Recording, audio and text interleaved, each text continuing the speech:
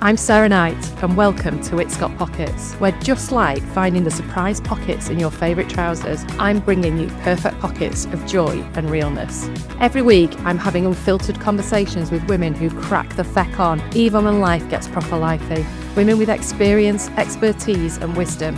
Because sometimes the best stories start in the middle. Women who've been there, done that, and they're still figuring it out. Join me for real talk, useful tactics, and all the swears in between that make your life and business feel that bit more manageable.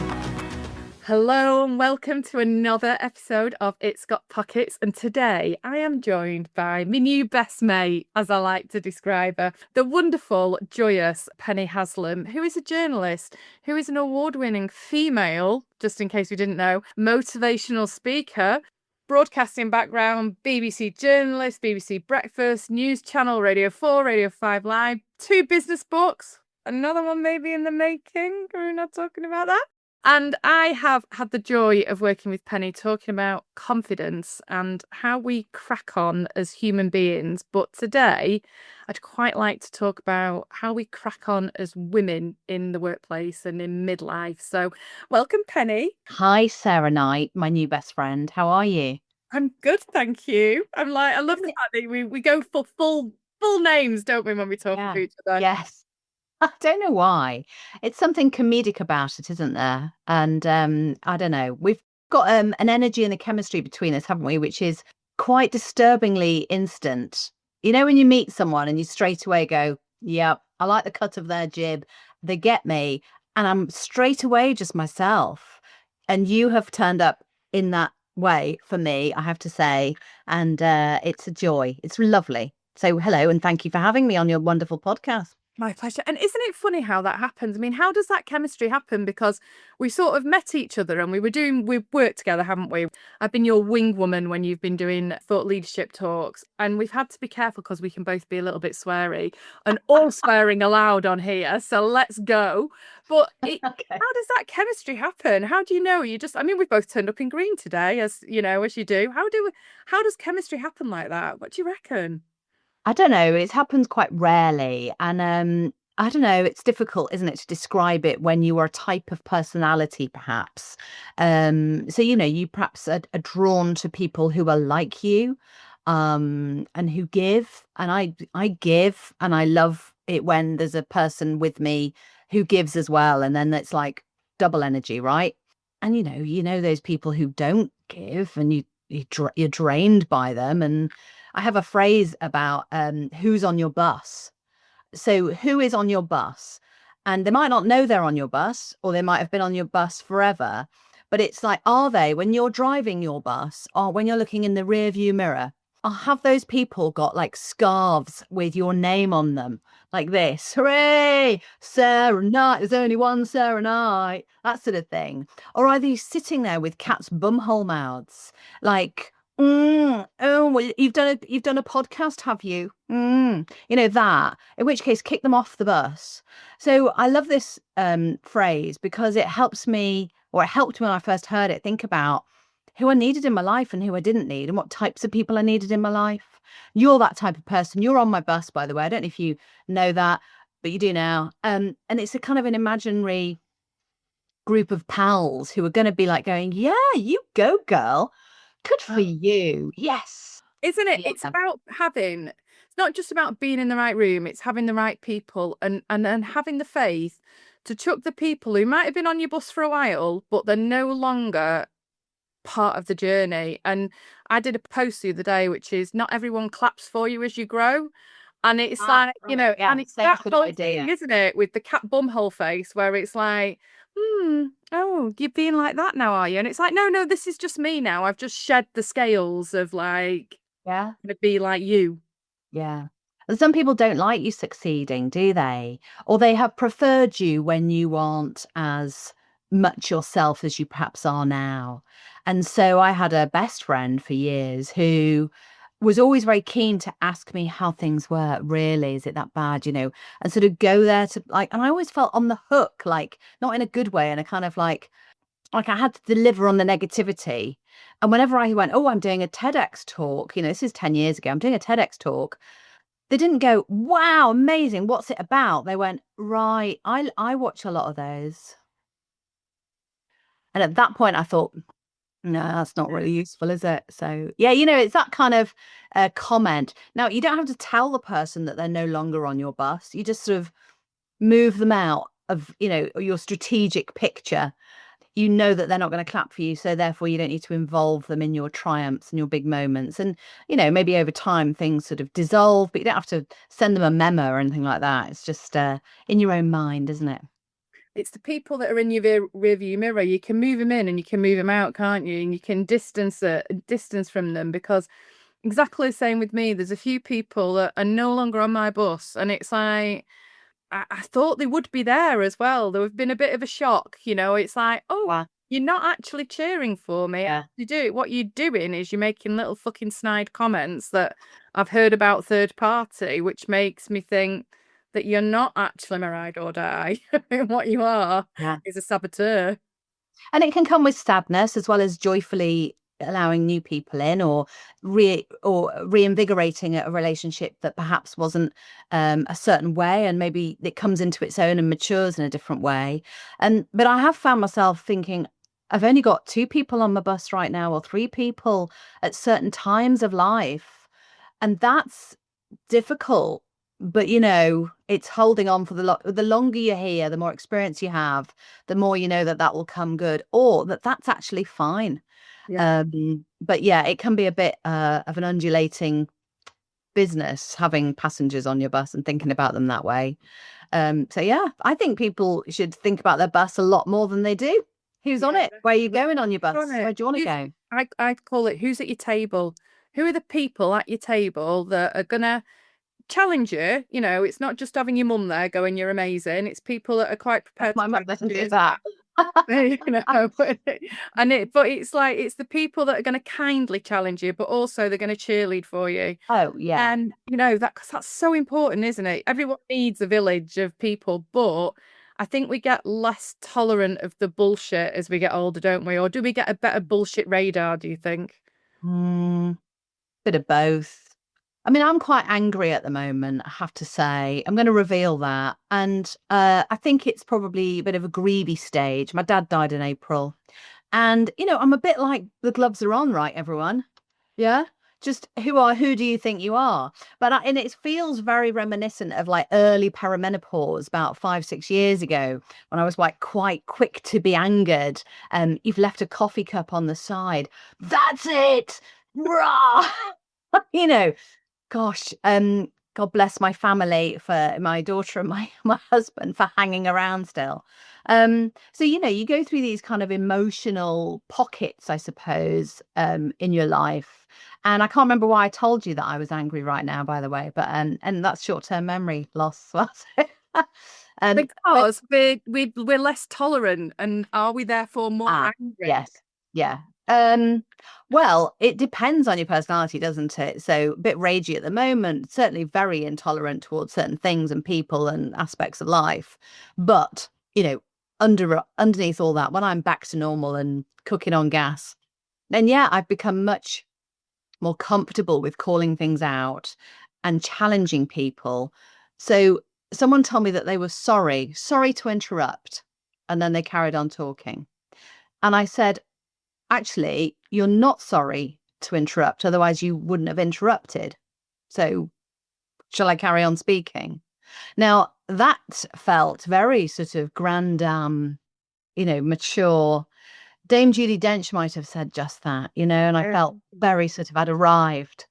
That's very sort of, I think Michelle Obama would go for a little bit of that as well. She'd be like, I used to say to the kids, sorry's an action, not a word. Oh, very nice. Very nice. Obviously, ignored. Yeah. That was. What do you think? Do you think you notice it more? You're less likely to give a shit, or what's the vibe there? You're just more angry. I don't want to be more angry. I want to be less angry. I find that embittering, and I don't like it. So it's temporary, but I'm happy to say things. I don't think about them afterwards so much either. So I had a go at my neighbour the other day, because he's always shouting through the hedge about certain things. And I thought, you know what? I've had enough of this. Yeah. I went, don't you shout at me? How dare you? young man, or he's quite old actually. So what sort of idiot shouts? Why don't you come round and knock on the door and tell us about the problem? Grow up. Yeah. And then I walked away and instead of going, oh, I don't know if I should have said that. Maybe I should apologize. I just went, yes. Yeah. Do you Was know, I think that's the thing is that angry? I don't know. I think that that anger channeled correctly becomes empowering because I feel like I found my voice. It's sort of Yeah. a lot of years for me to be comfortable in my own skin and be comfortable in who I am and calling out the bullshit and being real about stuff. It goes back to that thing that I think I've said to you before is, somebody said to me in work once, you're a bit of a square peg in a round hole, and it wasn't a compliment, when actually, well, I am a square peg and I quite like being a square peg. So you lot can all do one, and it's Yeah. like that thing of now, and like you say, I'm less worried about what people think. I've moved away from that. Well, if you're not going to like what I'm going to say, do one, Doris. I'm not. There is a luxury, however, with working for yourself in that regard, isn't there? Yeah. And you're less likely to be surrounded by people who you don't want to work with. People aren't foisted upon you, and you don't have to mind your manners, and there's not company politics as much. And yes, you have to be best foot forward, really, until you don't have to be, in which case you don't have to be.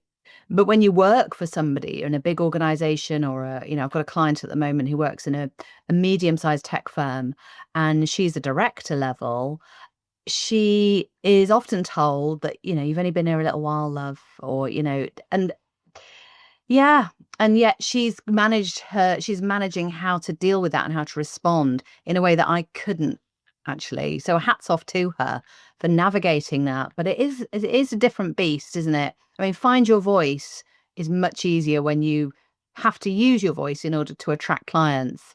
And actually showing up as the authentic you and being real is actually what people are buying into. Whereas when you're an employee, don't bring yourself to work necessarily, is it?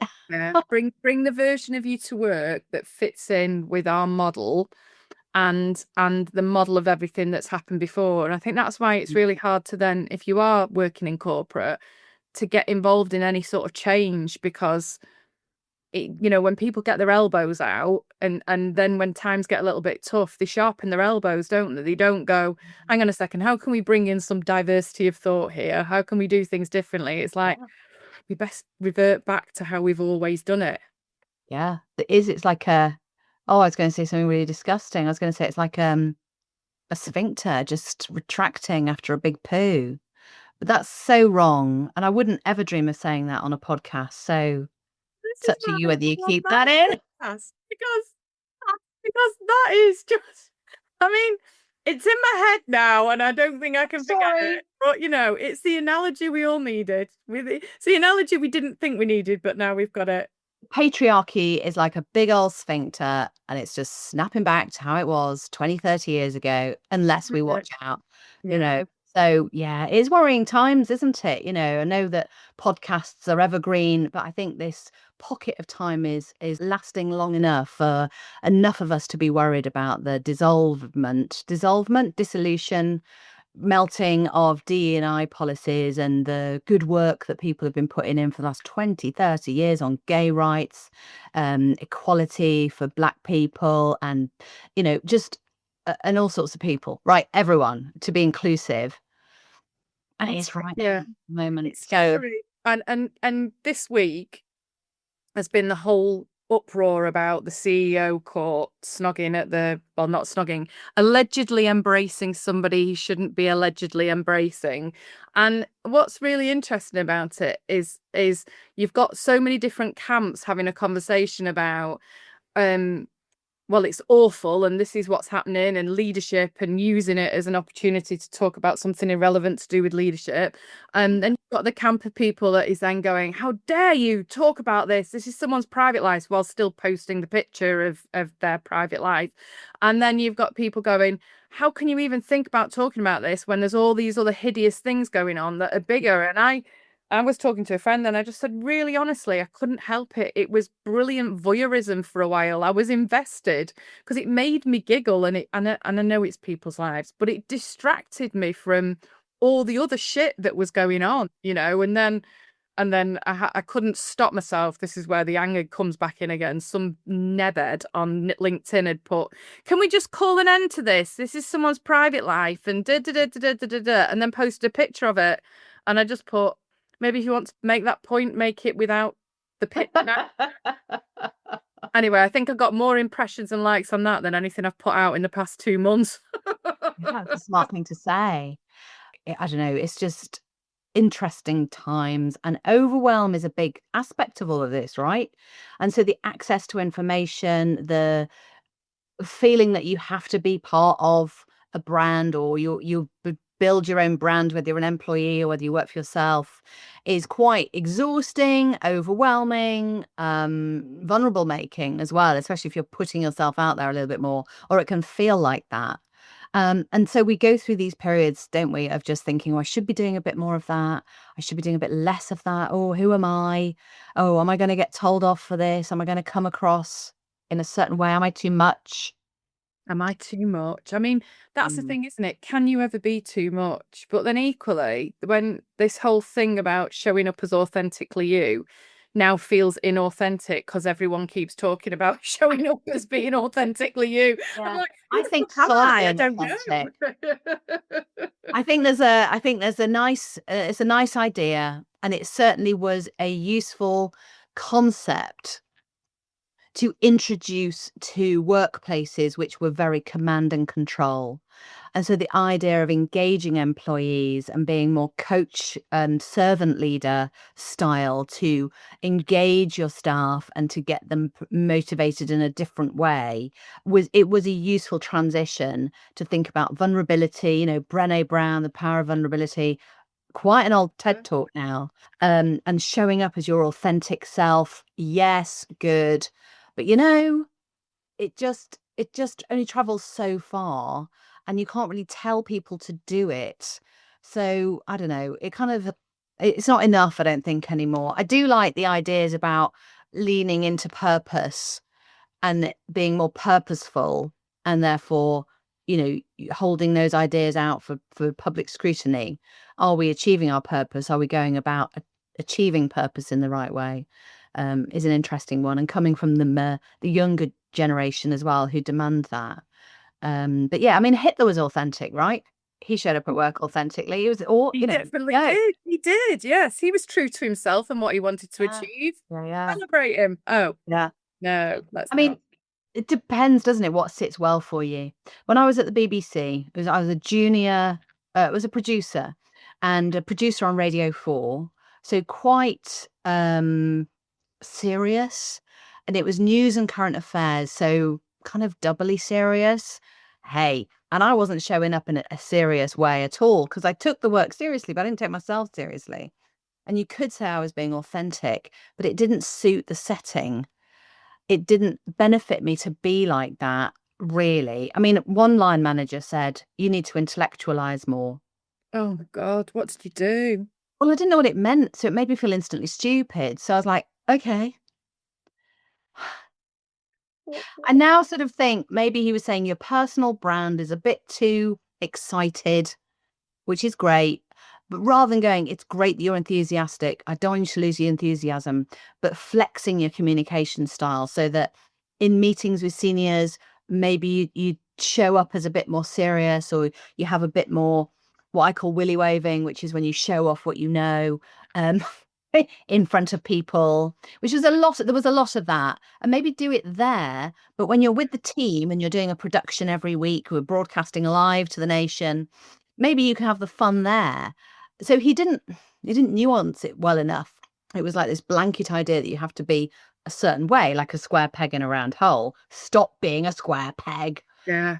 So yeah, We've lost that flex, haven't we? In the fact that actually you can go out and you can walk into work with 75 different earrings in, but if you want to be perceived in a certain way, that's how you dress. You need to think about how you're dressing for your day. You need to think about the audience, and that flex piece, I think, is I think it's becoming more rigid. This is how you should behave if you're on this side of the fence. And actually, if you're not on this side of the fence, then you've got to be on that side of the fence. And I'm like, I have no fucking idea where I am. Do you know what I mean? Because Yeah. sometimes I feel like this and sometimes I feel like that.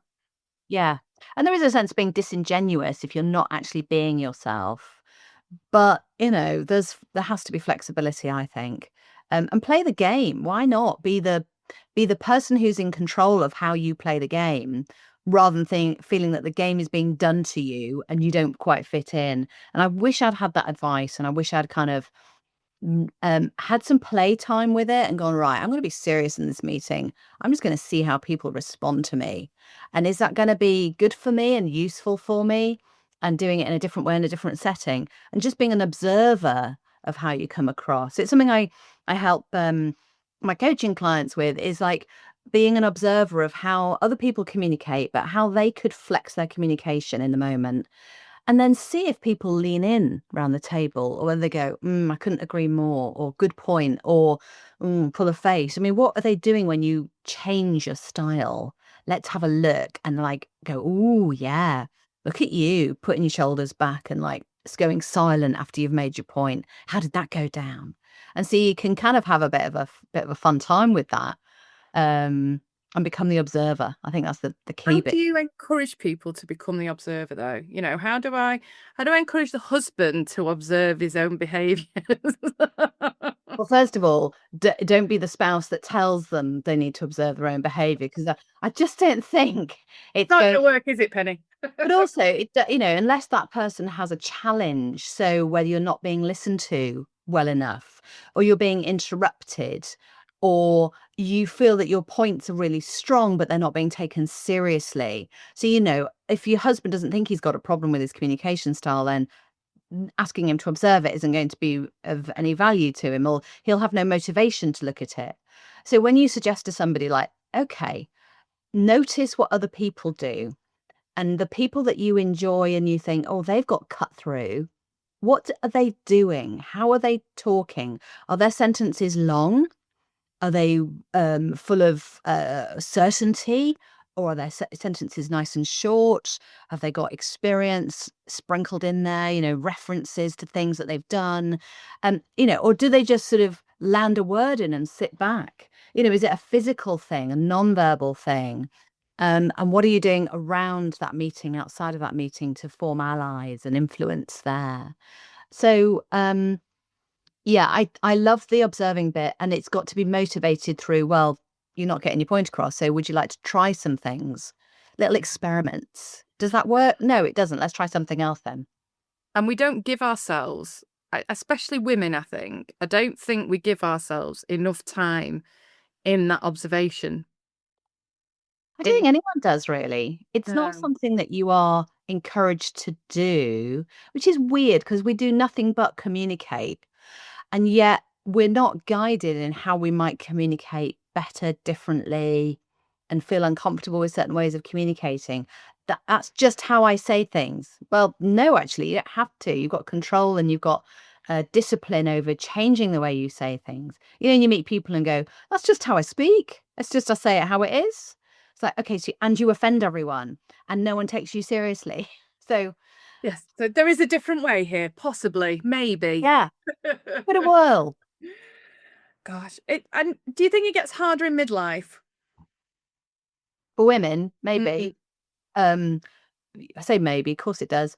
But depending on how your hormones are going, I think, let's not make any bones about it. Your hormones are the scaffolding to how you feel physically, mentally, energy wise. And if that scaffolding is not there because your hormones are depleting, or you've got a deficiency of hormones, which is typical in, early 40s, mid 40s women, sometimes sooner, sometimes cliff edge, surgical interventions have caused that. But yeah, I'd say the numbers are kind of a bit scant on what percentage of women experience perimenopause symptoms in any great way. But given the fact that we're all banging on about it, I mean, hopefully we'll get to a point where we go, sick of the menopause, just sick of talking.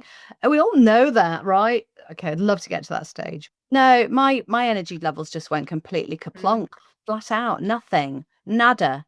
It's not called the change for no good reason, eh? It's, I didn't want to change. I liked how it was. I liked having lots of adrenaline. I chose a career that adrenalized me. So deadlines, broadcasting, a red light going on off on top of the camera. I'm on cortisol, dopamine, rah, loved it, right? And that kept my energy up. I was forgetting about, all the bouts of burnout and the fatigue and the low mood and depression, anxiety that kind of was the underbelly of all of that. So midlife, yeah, had to look that bugger in the eye and go, I can't get as adrenalized as I used to because I find it really tiring. The cortisol and the dopamine hit that I got from doing things like speaking, um, panel discussions, video was hurting me with stress and anxiety, not the joyful stuff it used to give me. I'd be like, yeah, I've been on air. So, trial and error, a lot of meditating and a lot of yoga. You come out the other end of that, or I'm coming out the other end of that, supported by replacement therapy for hormones, and a different lifestyle, actually. And I just used to think, oh, that's such a stereotypical or obvious route. And people say, oh, they change in midlife. I have had to, really. And I feel a much better person for it. And yet there were challenges. So if I had been an employee, I probably would have left my place of work. I probably wouldn't have been able to meet my KPIs because of being knackered. But equally, I might have had a really supportive environment where it went, okay, you're okay to go part-time, or we know that you need a nap every afternoon, or that times of the month you're going to feel off your head stupid.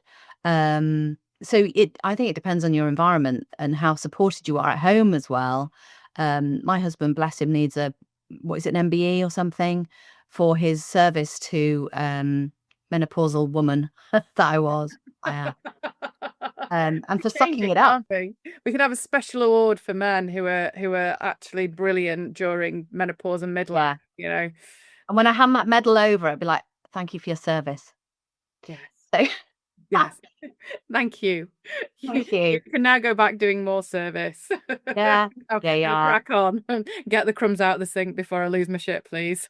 Yeah, and it's bless him, But I know so many men struggle with it, and their wives become weird, or their partners become weird, or partners who've got older women as partners go weird, and like, what's wrong with them? And they don't know what's wrong with them, and they're crying. And then I've got a friend who's got a shorthand with his partner, and she says, I'm probably at a 3, and he knows to go, right, cup of tea, rather than going on about something or wanging on about something that's a trigger. Yeah. Other days she'll rock up and go, I'm a 9. Yeah.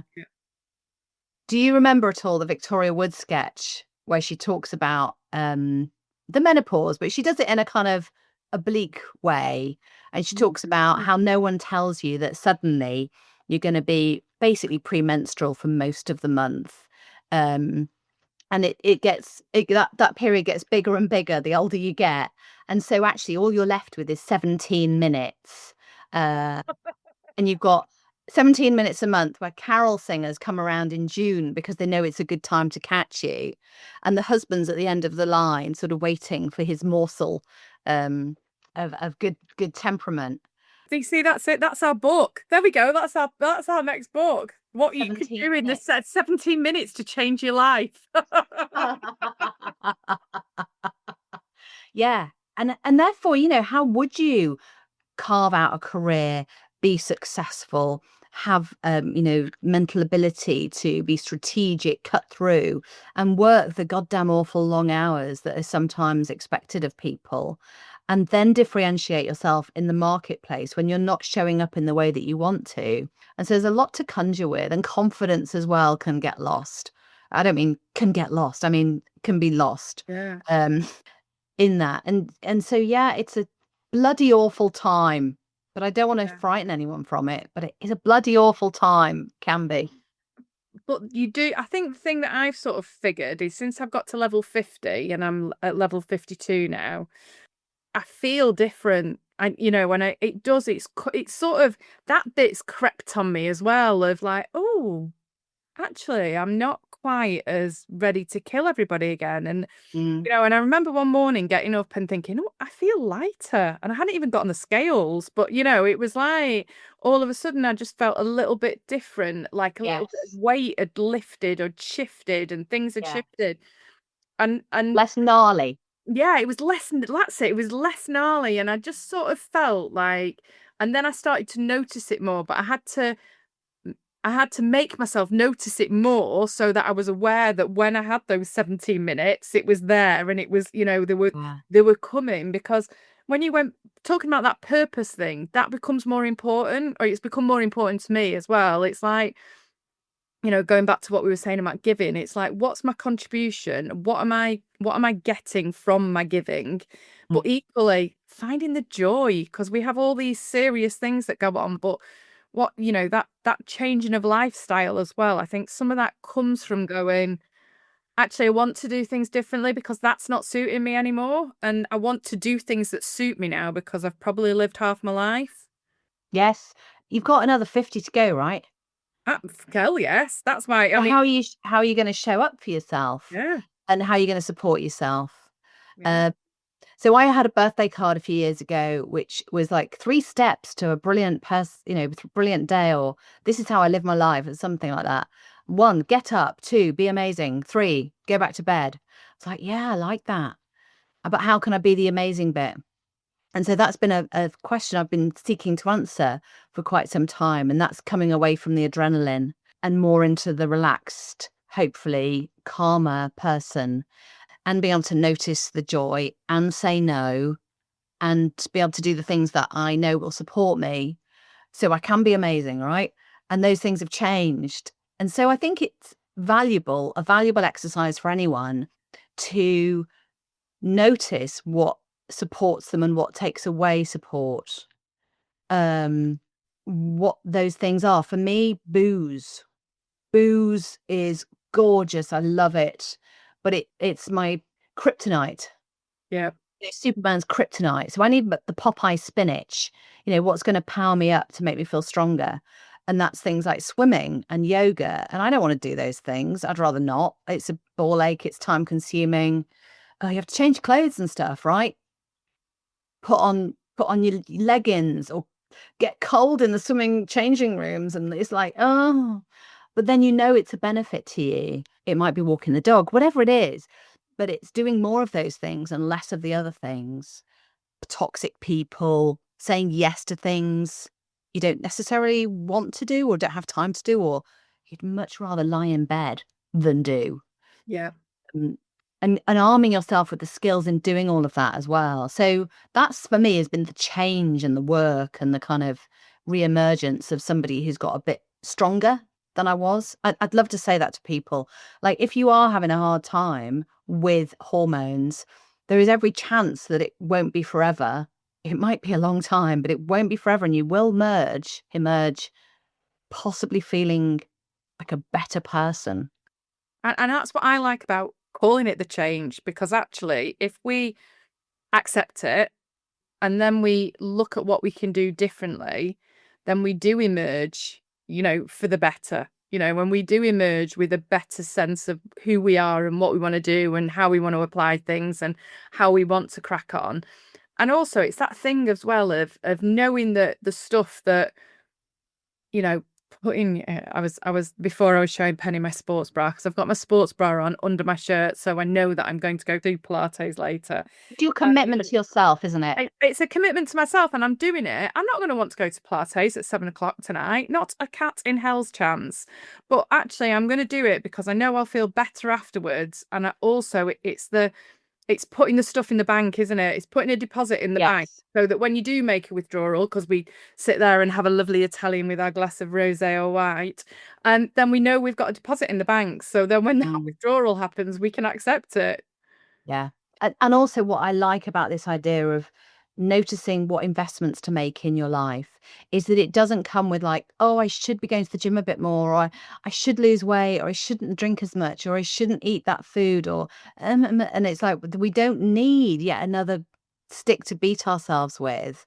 We need to support ourselves and go, do you know what? I have a really great week when I've been for a swim, I've eaten a couple of salads, and that puts me back on track every time, or I've walked the dog, or and whatever it is, knitted. I don't knit, but you might.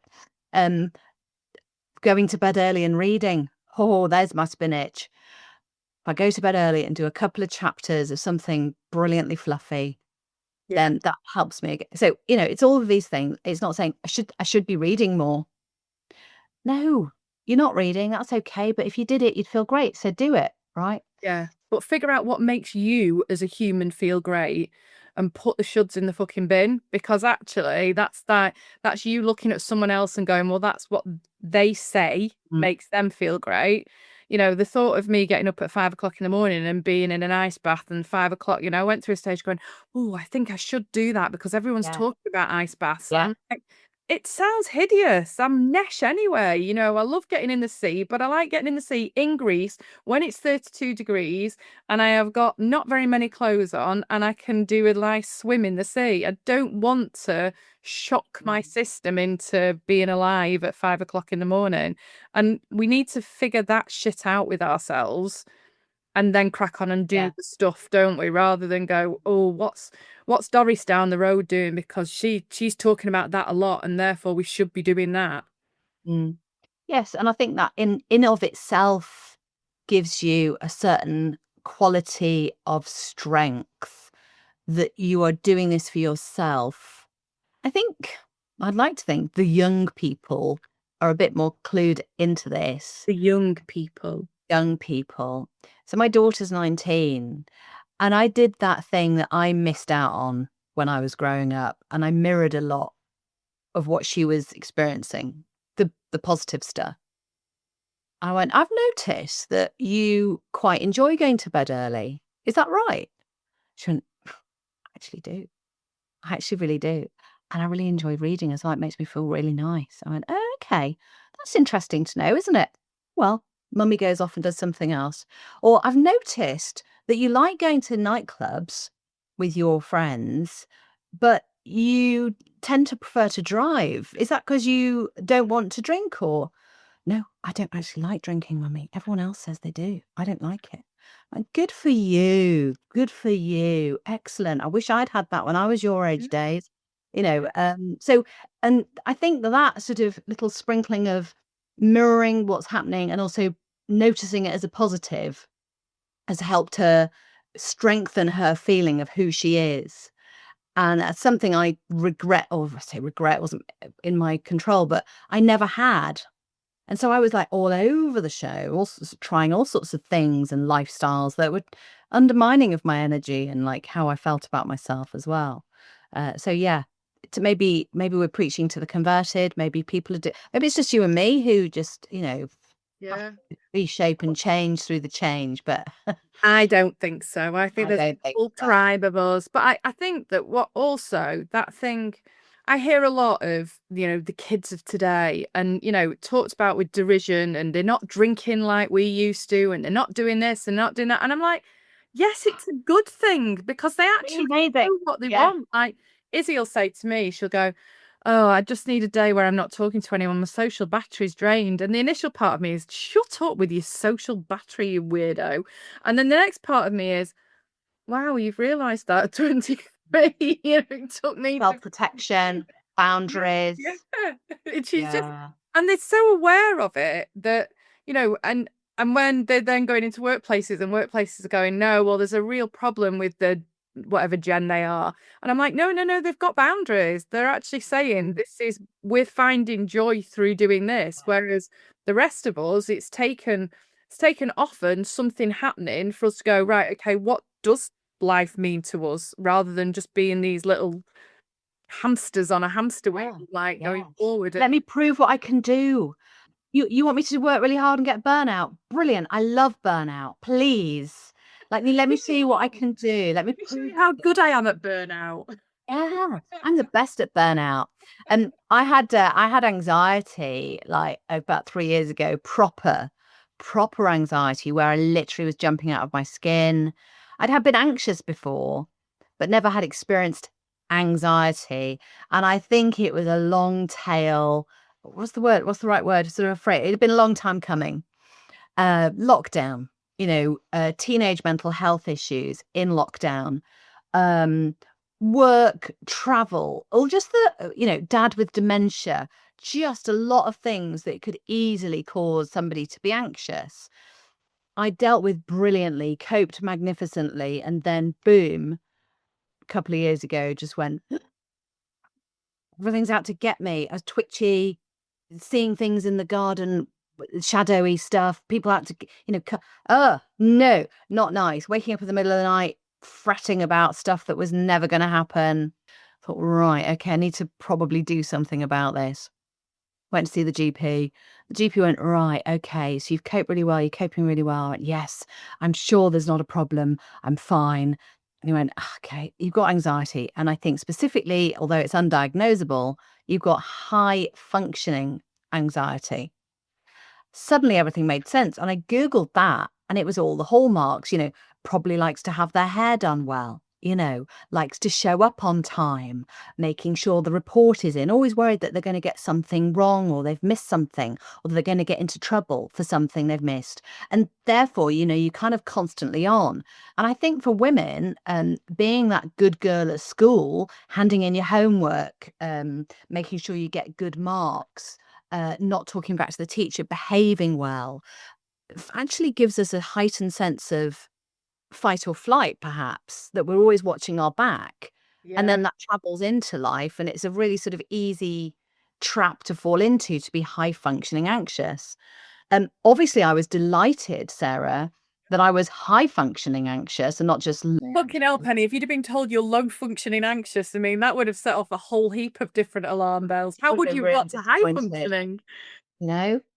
So you said I was an award-winning motivational speaker, and it has taken things like external validation of some certificates to actually make me feel like I'd arrived, So it's really sort of, we've got to find ways, haven't we, of soothing this beast that just wants to be high functioning, performing brilliantly, and that actually can bite us in the bottom physically sometimes.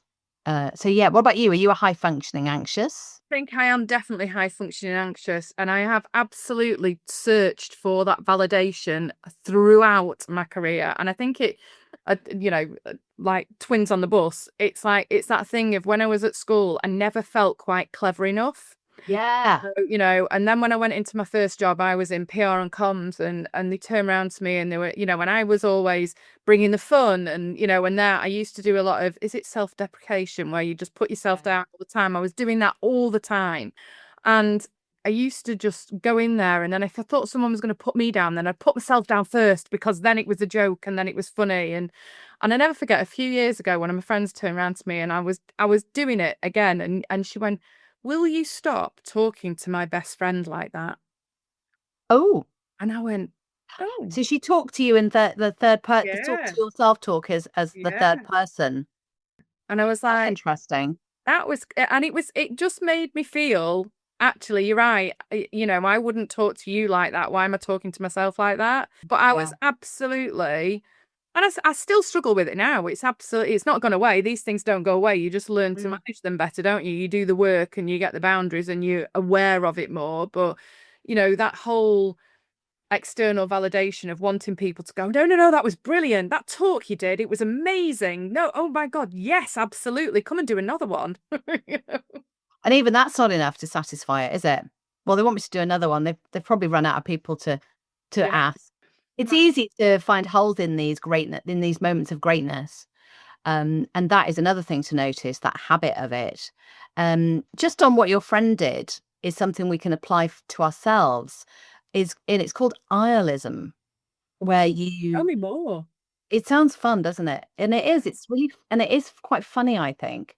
So if you're aware that you have a self-talk, you have a voice in your head that tells you stuff, then you might also be aware that that self-talk can be negative and quite punishing. or you idiot, you stupid girl, what a stupid woman, anything like that. Or maybe you physically talk about yourself and go, oh, what have you worn that for? God, it looks stupid. Or, I've got a dress that makes me look, I think, as hilariously like I'm about to do an operation. It's like a sort of light green. And I feel like I should be going to the sink and turning off taps like this. But that, like with a mask to match and a hat, that's my self-deprecating humor. It's quite punishing, really, because I've been complimented on that dress and blah, blah, So ialism is where you talk to yourself in the third person about yourself. So it interrupts this punishing talk. So you say, oh, Sarah feels tired. Sarah's right to feel tired because she's had an early start and she didn't sleep very well last night. So poor Sarah. Oh, okay. She probably needs a cup of tea, 5 minutes sit down, and then a bit of an easier afternoon, doesn't she? In which case, the right-minded thinking person within you goes, yeah, damn right. That sounds really reasonable. Whereas it might have been a punishing, guilt-ridden, oh, why are you so tired? Why have you got no energy? You're so stupid. You should have gone to bed earlier last night. All that bullshit. And I find it really useful in being kinder to myself where perhaps I wouldn't be. Yeah. Especially around things like tiredness, guilt at not doing enough, blah, blah, blah. So ialism is a way of talking to yourself in the third person. Oh, look, Penny's just parallel parked really well. She's been practicing that. Well done. She doesn't always get it right and she feels a bit stressed, but today she's done well, or well done for trying, and nurturing yourself, essentially. I mean, I think it's quite important that we have maybe those conversations either out loud when we're on our own in the car, or like, in our heads, because if we start walking down the street doing that, then we might get noticed even more than we want to be noticed. Although, Sarah, the headset earphones device legitimizes any talking to yourself out loud in public. It? Get a little 2000s headset on like a sales wanker. Yeah, buy, sell. Sarah's tired. Yeah, poor Sarah. Yeah, you can be talking to anyone. I love it. It's a bit like Vogue as well. We can go a bit full on Madonna with it, can't we? It's like, yeah, Vogue. Sarah is doing well today. Well done, Sarah. I don't quite know the link there, but I'm not going to explore that. No, I think that's maybe a stretch too far. So, yeah. Right, you Tony Bra. I mean, what are you thinking there? I was mainly thinking I was going hair. I was going like Madonna headset and headsets. Right. She's a good headset. She's she's a good headset woman, isn't she? She's like, she's mastered the mic way before us all. I was just thinking some AirPods, but anyway. Well, you do you. You, darling. Yeah, absolutely. Right, Penny. Every guest that comes on the podcast, I ask them to tell me their 6-word memoir. And this comes back to the lovely, or is it lovely, Ernest Hemingway's shortest story ever told, which is Baby Shoes Never Worn for Sale. Makes me want to cry, that story. Not lovely story. It doesn't, I don't think it evokes all the emotion. But it's become mantra and affirmation, something you live your life by. What's your 6-word memoir? Am I allowed full stops? Yes. Between the words? Yes. Not all the words. 2 spaces after the full stops as well. Oh, I've typed it out beautifully because, high functioning anxious. Capitalization in the right place. Okay, so it is, I've made a note. So, okay, this obviously means a lot more to me than it would do to your listener. It goes, all right, whatever, right? But maybe it'll mean something to you when I say this. Trusts gut, speaks boldly, sparks change. Oh, does that sound deep? Is that deep enough for you? Yes, because I'm a massive fan, and I don't think we do it often enough, of trusting our gut instinct. If it doesn't feel right, it's not right. And I think we've also spent years ignoring it.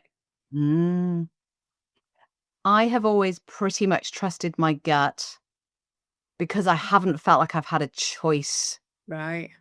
So a friend of mine asked me, she goes, oh, you've often, you seem like someone who's always backed yourself. Like backing yourself is a big thing that I talk about. Um, so how are you backing yourself? And that's in like noticing what's good for you and what strengthens you and all the rest of it. Which says you're confident and you've always backed yourself. I went, okay, well, that's interesting. I give that impression. It's been hard won. And it's not because I've ever felt like I go, oh, my gut instinct, what choices do I have? No, my gut instinct, I have no choice. So, it's like a galvanizing sense for me and that comes from a place where I didn't have much support through family when I was growing up or even in my early career. And certainly now, there's no sort of acknowledgement of success or any championing. Um, Another friend of mine's brother is a cricket player and they go all around the world following this professional cricket player. I'm like, really? He went, oh, God, yeah, there's me, my wife, my dad. We follow him around the world. We're at every match. And I thought, okay, no one's ever, no, I just never experienced that level of unguarded, unconditional. You Yeah. bloody get on with it. Aren't you amazing? Go on. Um, So for me, that kind of leaping to the next thing is a gut thing. So when I left the BBC 21 years ago, it was because I took voluntary redundancy. I didn't have a plan, but I knew my gut was telling me that I needed the freedom to be able to try things and find my way as talent. And, bizarrely, I left on the Friday and went back to work for the BBC on the Monday.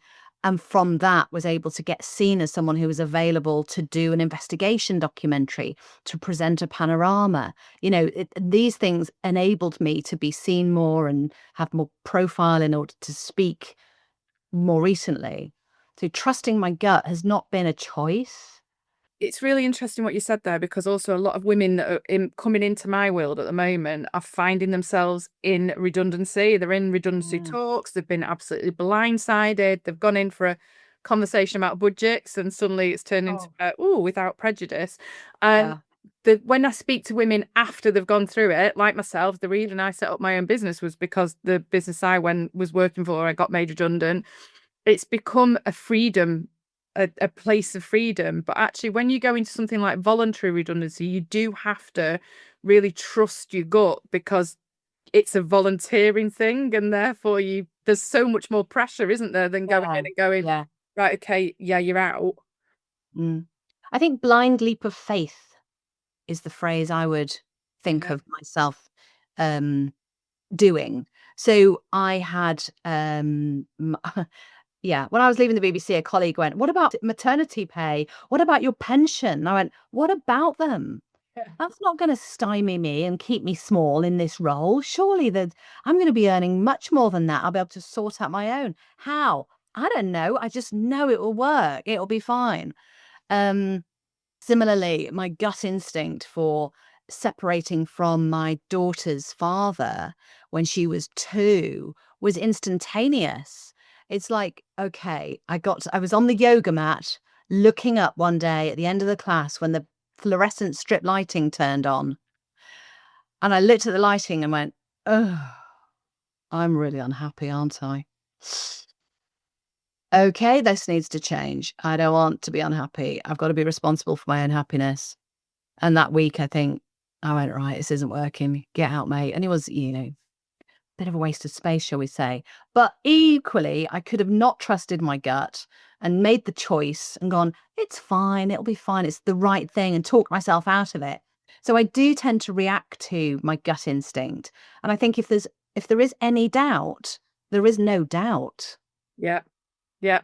That's it, isn't it? If there is any doubt, there is no doubt. So has that guttural trusting your gut, has that allowed you to then speak boldly? Yes. Yeah. So being more decisive, more quickly about things is very freeing. And I do see people riddled with indecision, or they have an idea for something and they don't quite get on with it. And I'm like, let's get on with it. Let's see if it's going to be a massive nightmare or not. And if it is, we'll do something about it then. I'm a big fan of that, which is why anxiety took me by surprise a lot, actually, because I hadn't actually spent too much time worrying about things and I could just get on and do them. So my husband calls me a woman of action. Because you came home one day and went, I think I want to be a motivational speaker. And I went, oh, blimey, right. What's all that about? Sounds scary. You know, people walk through Yeah. your ideas with their muddy boots, don't they? They go, oh, what do you want to do that for? That sounds scary. But the next day I'd set up a website and I put myself into business for it. And bear in mind, that's not because I'm confident or well supported or financed in any way. You see some people going, yeah, I became this megastar. Oh, and by the way, my husband's business turns over $50 billion. Yeah. Oh, I kind of feel it's all right for you then, isn't it? You know, so you kind of, where's the struggle? Where's the strife? And always been that present for me. Always struggle and Yeah. strife and like And like challenge. no silver spoon. There's no like, oh, here you are, love. This is what I'm going to gift you now when you can. And if it doesn't work, it doesn't work. But I think that I'm an action taker. It's like, you can think about things all you want. The husband has been thinking about doing exercise for a while, and I'm like, that's not going to do anything for your heart in 20 years time. We've got to take action to make any sort of difference. And my the one of the women in my world, she then started doing some financial planning, and she called me a hedonistic worrier, and I thought she couldn't have been Oh, more on the yeah. mark Mm, for yeah. describing me. And I was like, yes, you're right, but actually not having a plan has really worked for me, and now I'm like, well, actually, let's just see where this goes, but I'm going to take action to create Mm. it. You can't just go, let's see where it goes and then sit back, can you? You've got to be bold about it. Yeah, you've got to have some moves up your sleeve, haven't you? You've got to work out what works for you. Another factor on my, success manifesto, if you like, or how I back myself to be amazing is to reduce financial anxiety. Because that's been something I've been saddled with ever since I left the BBC years ago, was where's my next invoice coming from? Where's my next paycheck coming from? How am I going to pay the mortgage, et cetera, et cetera? And that's been a real sort of strong driver. So I think, okay, gut instinct, this isn't right. I've got to do something about it. It doesn't mean I can suddenly start earning loads, but what do I need to put into place? I need to read a book on it. That's usually what I do.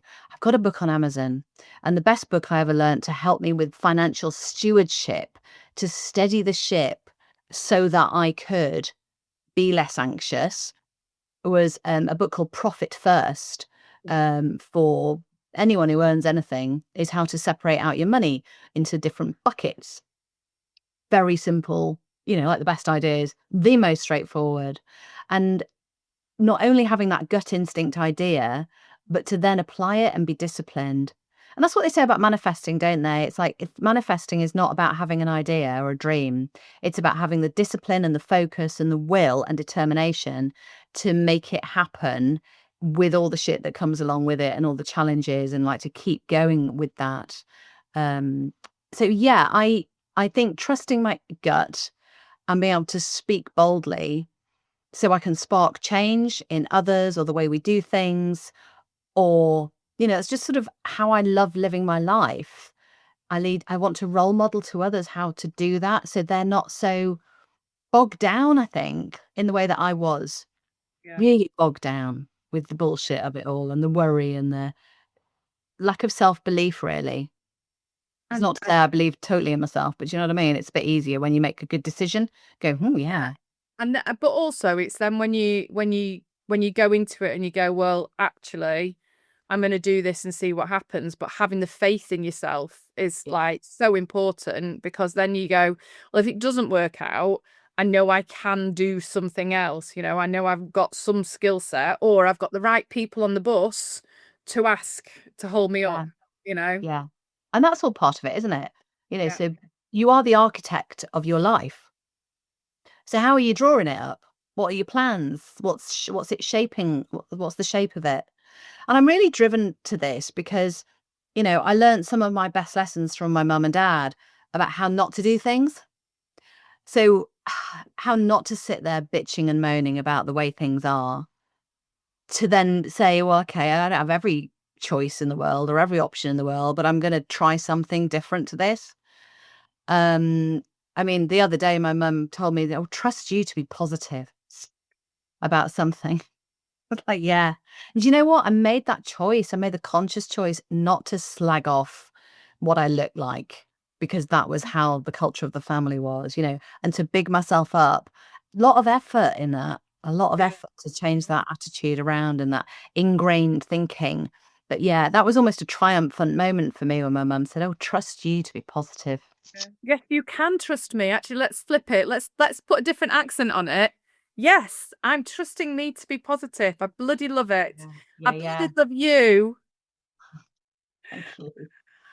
Penny, thank you so much for being a fabulous guest. I think you've sparked change. I reckon you have. Well, I hope Anyone so. that listens to it are gonna think, how can I back myself today, right now? How can I do that? And then what action can I take to back myself? If one person did one of those things, then they've nailed it, haven't they? Yeah, Move yeah, forward. just be there for yourself. The sad fact is, you are the only person who's going to be with you for the rest of your life all the time. On your deathbed, there might be hopefully some people there, maybe a cat or dog or something, and some, maybe a relative, I don't know, just, or maybe no one, doesn't matter. But you've got to be there for yourself. And so, how have you been? Have you been decent enough? A good Yeah. friend to yourself? You're the only Yeah. person that you live with for your whole life. There's no one else that fits into that, is there? Thank you so, so much for being part of it. It's been bloody marvellous. And Pleasure. thanks, Penny. Thanks, Sarah Knight. As we button up another episode of It's Got Pockets, remember that just like that perfect dress with hidden storage, you've got pockets of potential. You can be exactly who you are meant to be with no one getting in your way, not even yourself. Just remember, you're not done yet. That plan B or plan C might be waiting for you. If you've enjoyed this episode and would like to work with me, or simply want to connect, come and find me at sarahknightconsultancy.co.uk or on LinkedIn, you'll find me as Knighty S. See you next time.